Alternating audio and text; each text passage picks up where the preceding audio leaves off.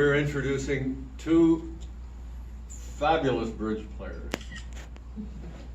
Both from Toronto, although Robert originally was from Montreal, as Hall of Fame inductees. Now, Robert wanted to be introduced first, so I'll turn it over to John, who's going to say, hopefully, a few kind I words. lose battery.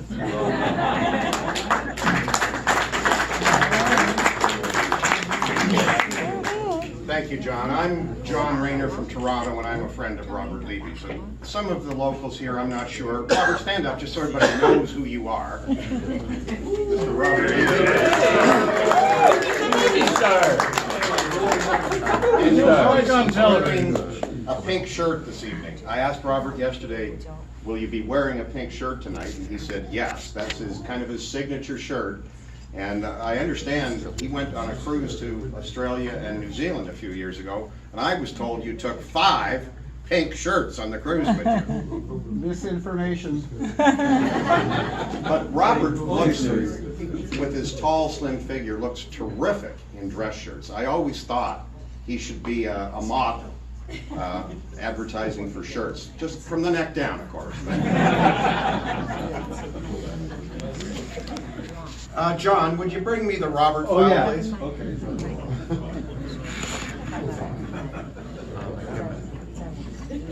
Just gonna continue or do you want? I don't continue unless my battery. Thank you. Okay. It's gonna be a long speech. It's the Mueller report. And you thought I was going to talk about the report. Is this redacted? Oh, by the way, Robert and I miscommunicated. I thought when we talked a little while ago, Robert wanted us to go last. And I spoke to Ina, and she said, fine. And I just had to make a $100 contribution to the Canadian Junior Bridge Fund to make that arrangement. No, to me. And then Robert told me today, exactly the opposite. He wants to go first. So it cost me another $100. So Robert, you're killing me. Anyway, John, this is not. Oh. This is the. Sorry. This is what I prepared to say Okay. about roast sometime in the near future. Would you bring me the other file, which is the Robert file? I think this is it.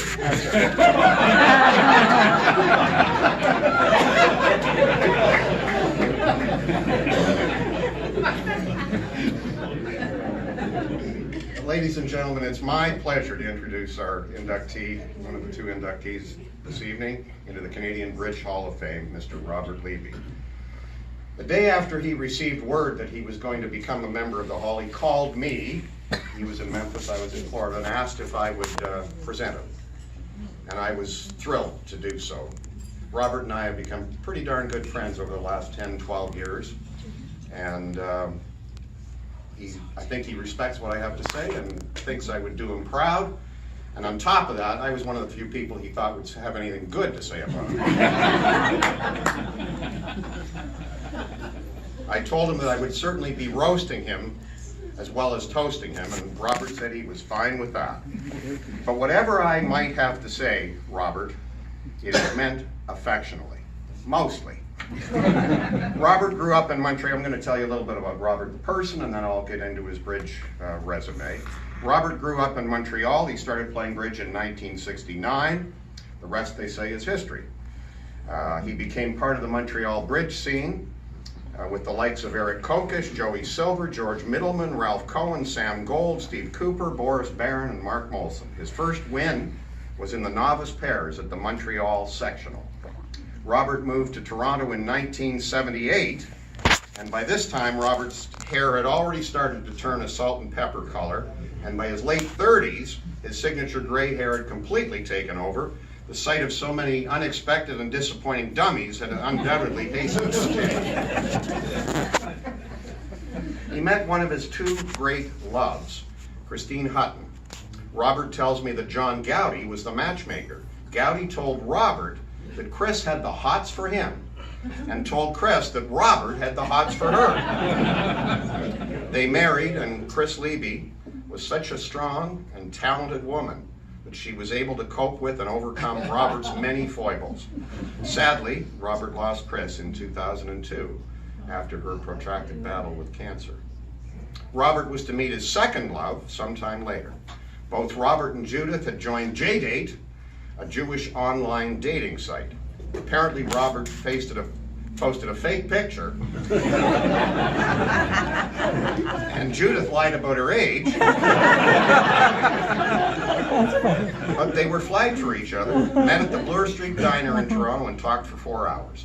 Ultimately, they got married at the Palais Royal in Toronto. One of the more unusual vows that Robert and Judith exchanged at their wedding was this: do you solemnly swear that you will never play bridge with your spouse? They each readily replied, I do, and they have faithfully fulfilled that vow. Through Judith, Robert has acquired 3 daughters and 5 grandchildren who call him Robbie. I've seen him in action, taking his responsibility eagerly and with great enjoyment. He's also Uncle Robbie to a niece and nephew. Robert retired in 2005. I think his daily routine, and I don't know for sure, involves a morning bath, reading the paper, checking the stock market to see how poorly his stocks have done, and maybe playing a little bridge on BBO with strangers just to keep sharp. Not many of you would be aware of this, but Robert has been a volunteer now for close to 7 years at Circle of Care, or Kosher Meals on Wheels, delivering meals to needy seniors every Friday morning. Thank you, Robert.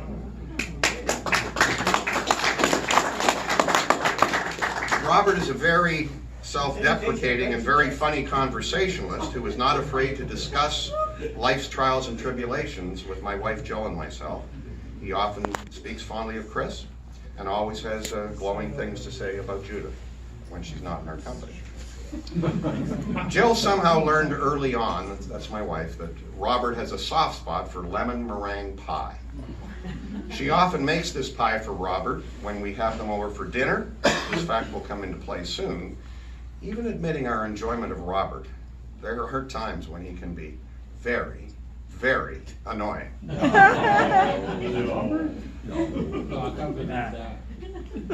Case in point, several years ago, Robert and Judith spent a few days with us at our place in Sarasota, Florida. Robert is directionally challenged, or should I say directionally hopeless. He cannot find his way out of a paper bag. Robert was driving the rental car in Florida and asked Jill for help, where to turn, what lane to get into, etc. And Jill would say, Robert, turn left in 200 yards. And then again, turn left in 30 yards. Robert continually snapped at her, saying, you're telling me too early, or you're telling me too late. Like when we were in Palm Springs. Jill finally gave up and told Robert to fend for himself. Needless to say, there was no lemon meringue pie that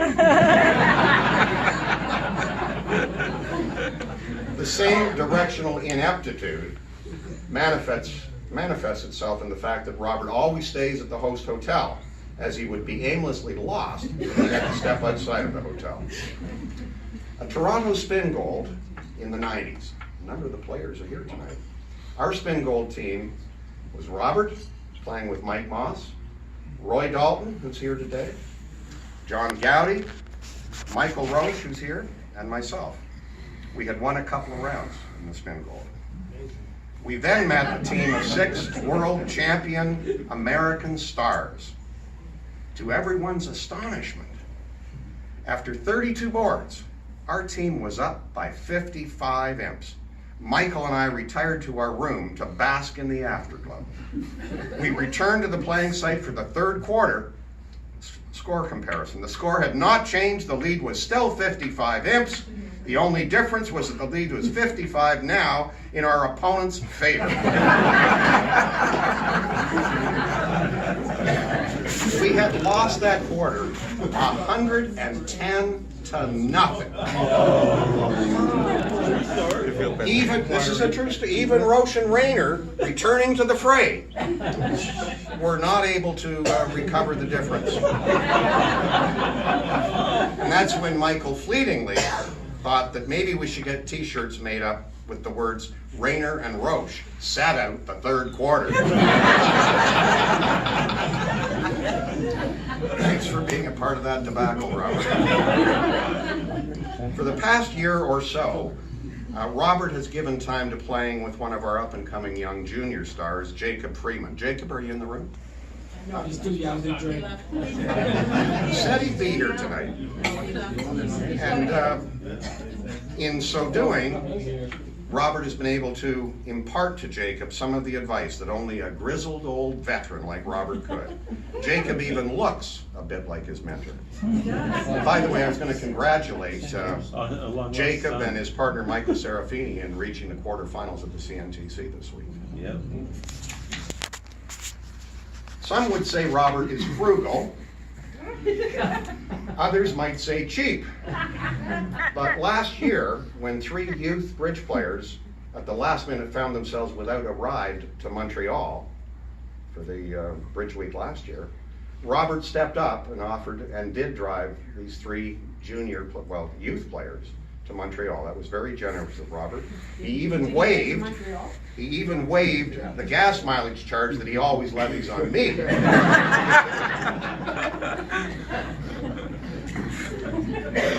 I have been blessed over the years with very fine partners, including tonight's 2 inductees, Nader. Congratulations, Nader. Who was my tournament partner of the last 2 years, and Robert and my great friend Michael Roche. Although they boast multiple North American championships, they each have failed in the ultimate challenge of dragging me to a North American championship. It's too tough, John. Yeah, I know. I've come close a few times, and Robert would be the first to admit that he cost me a national win. The ace and queen of diamonds had already been played. The dummy had the jack and a small diamond, and Robert had the king and the 10 over the jack of diamonds. The Claire led a diamond from the dummy. If Robert had played the 10 of diamonds, I would have been a North American champion.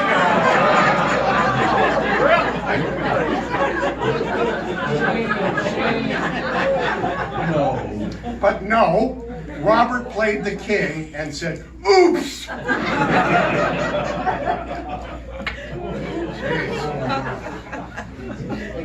I don't get that many chances to win an NABC title, Robert, so be more careful in the future, please. Can Robert be a tough partner? Yeah. We played together sporadically for about 10 years in District 2 North American pairs and had some NABCs with not bad success. Early on, we had some tough moments together when I failed to meet Robert's high expectations at the bridge table.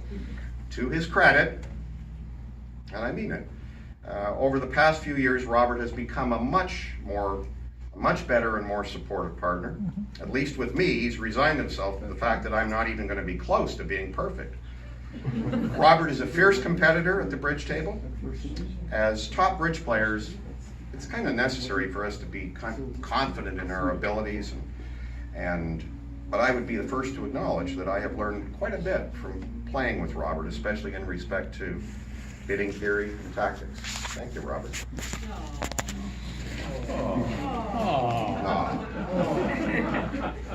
I like Robert James. I like him a lot. Now on to the reasons why we are inducting Robert into the Hall of Fame tonight. These are his credentials in bridge excellence. Robert has won 4 North American championships, the 1989 Blue Ribbon Pairs with Mark Molson, the 2006 Fast Pairs with Nick Lequier, Nick is here tonight, the 2008 Silidor Pairs with Dan Jacob, who is here tonight, I think. Dan's in the audience, yeah. And the 2012 Werner Pairs with David Lindoff, who is also in our Won't crowd. anyone play with him twice? No, well, you're stealing Robert's thunder. So this is in Robert's own words. One curious point about my 4 NABC wins is that they have been with 4 different partners. That's not the curious part, given my previous conduct at the bridge table, but the fact that it was each of these players' first national win.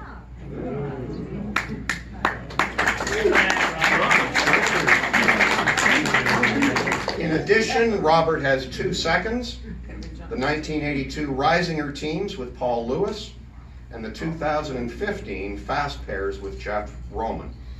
That is 4 NABC wins and 2 seconds. Quite an impressive resume. You'll notice that each of these achievements were in match point events, which might lead one to the conclusion that Robert is a hopeless imp player. But you would be wrong, as evidenced by Robert's record at the Canadian and international levels. Robert has won the Canadian National Team Championship on 3 occasions in 1999, 2006, and 2008. He has won the Canadian Senior Team Championship twice, 2013 and 2016. On many occasions, Robert has represented our country on official Canadian teams or played in open World Championship events. His biggest international success was winning a bronze medal at last year's World Senior Team Championship in Orlando, partnered with Neil Silverman.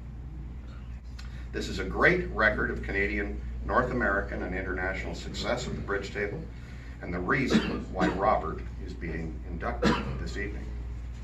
Just about done, folks. But I'd like to share one last anecdote about Robert that illustrates his often unseen, softer side.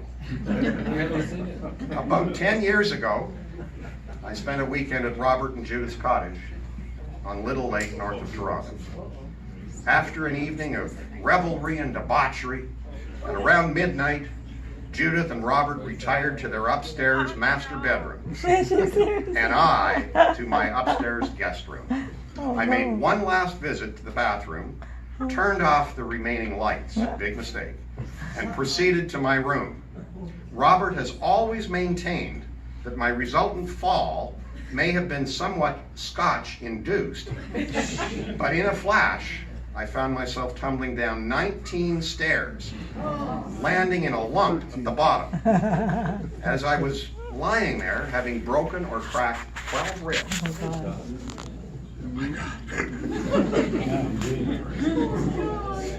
And this is where Robert's softer side kicked in. I heard him say from upstairs, I heard him say to Judith, "Do you think we should go down and check?"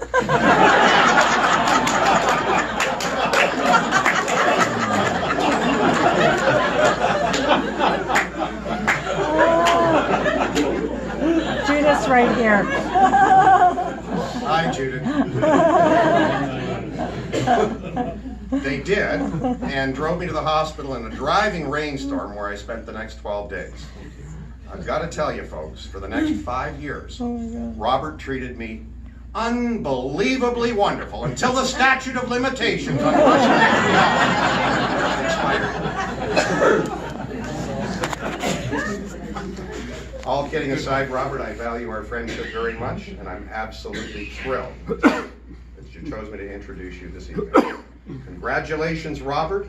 Ladies and gentlemen, Canadian Bridge Hall of Fame member, Robert Levy.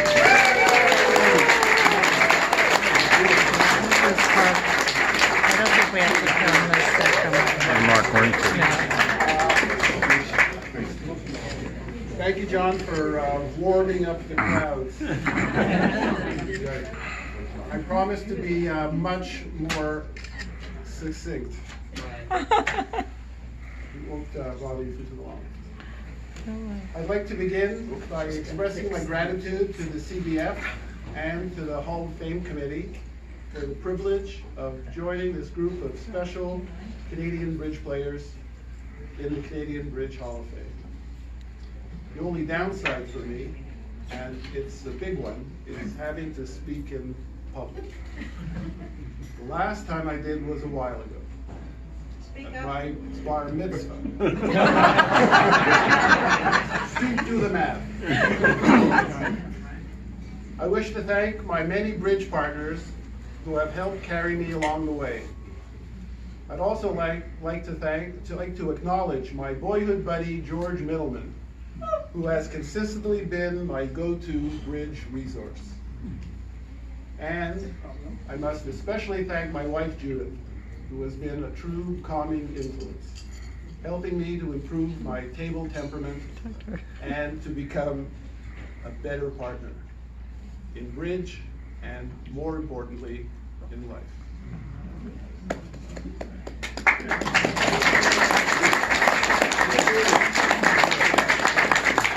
One of my earliest memorable tournament successes took place at the 1978 Toronto Summer Nationals in the Sunday Swiss team. Back then, there was only one national and one regional event scheduled per day. 603 teams were entered. At the time, the largest Swiss field in history. In those days, quite a while, we played wins and losses, as well as winning and losing ties, where a win by 1 or 2 imps was worth 3/4 of a point. A loss by such was 1/4 of a point, and a tie, the obvious half. Our team was barreling along, winning the first 7 matches. As we got ready to play the 8th match, the opposing team captain pulled me aside and suggested that we declare a tie by passing out the boards at both tables. That way, we would each have a score of 7.5 and become co-winners. I declined the gracious offer and sat down to play. We proceeded to blitz the opponents 26-0. All right. For a final score of 8 and the overall win. Turns out, with this massive field, another team ended up with a score of 7 3/4, and yet another with 7.5. So there's a lesson somewhere there. Over the years, I've been involved in some other unusual situations at the bridge table. Once, as we began comparing scores following a Swiss match, it became apparent that both our pairs had sat north-south. So, with just a few minutes left in the round, we scurried back to our tables, played a board, passed it to the other table. Our teammates did the same, and so we achieved a legitimate match result, win by 3. And then there was the time that while playing a regional knockout final, a hand came up where my right-hand opponent opened a bidding a heart. I made a takeout double and partner bid a spade. I had a tremendous hand for spades, so I Q-bid 2 hearts. Partner retreated to 2 spades. I Q-bid hearts again 2 more times. It seems that this barrage of Q-bids convinced partner that our opponent had psyched originally, and so we passed. With the result finding me declaring the contract of 4 hearts in our 0-5 fit. Unsuccessfully. To conclude, I believe that we're all here because we love the game of bridge and have gained so much from it. I would like to give something back to sustain our Canadian bridge future, our junior players. To that end, I plan to invest in the CBF Junior Fund with a contribution of $25,000.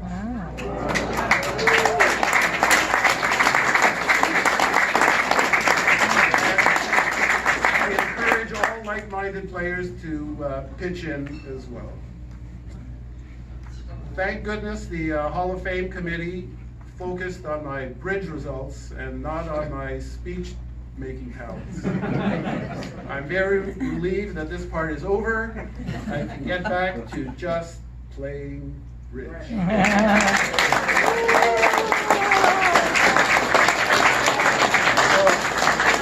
Good job, Robert. Well done, Robert.